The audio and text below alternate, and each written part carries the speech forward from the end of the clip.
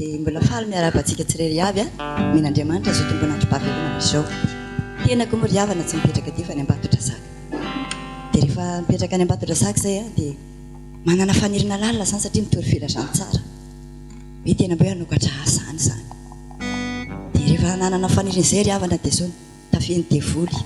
Naharary eritreretinao tsara fa olona 50 kilao ni dia 30 kilao izay narary izay dia zao fa ny lanja dia efa mba niakatra ny lanjako izany. Dia ny avavaka teto tamin'ny heriny tena nangataka tamin'i Jesosy mihitsy, akasika mihitsy ianao Jesosy. Satria raha nangataka tena dia hoe Salamo 118:17 tsy ho faty aho fa ho velona ka hitory ny asan'i Jehovah, faizin'i Jehovah mafy nefa tsy natolo no fahafatesana.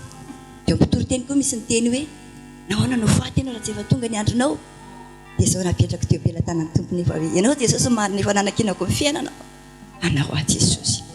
Dia rehefa narary tany Ambatondrazaka moa ry havana tsy mba misy ana dia miakatra nakatizana no fibro dia loka ny vavony ohatra'izao ohatra'izao. Dia tsapako tato anatiko mihitsy fa nanasitra anazy Jesosy. Mbola narary tamin'ny tapabolana tonga ty tamin'ny heriny moa tsy teto fa tamin'ny tapabolana. Mbola narary miala tsiny tompoko manona anarana. Ho tantely raha tsy mba hoe nanara Jesosy mialiko fahafatesana. Ny manetina lamosina nefa izay mianaka tsy ho fakahita. Ary tena navesatra ny lamosiko. Zavatra napakaka anaty eo amin'ny lamosiko ao. Dia tsisy calcium, tsisy magnesium. Ao aminao daholo sady Jesosy.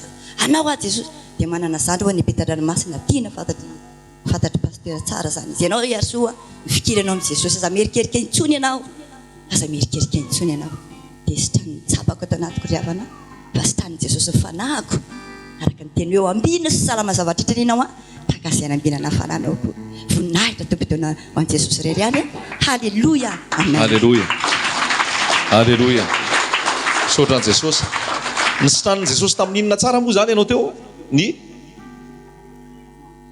sitranin'i Jesosy, ny lamosina narary dia ny sitranin'i Jesosy.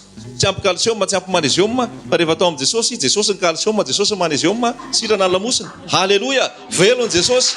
Halleluia. Tsy hain'ny médecine zavainy zany. Fa le mpanjaka sy tompony manao azy dia ray anarany. Miasa amin'ny fombany rehetra izy. Velon Jesosy, izy no manao an'izany. Halleluia. Amen.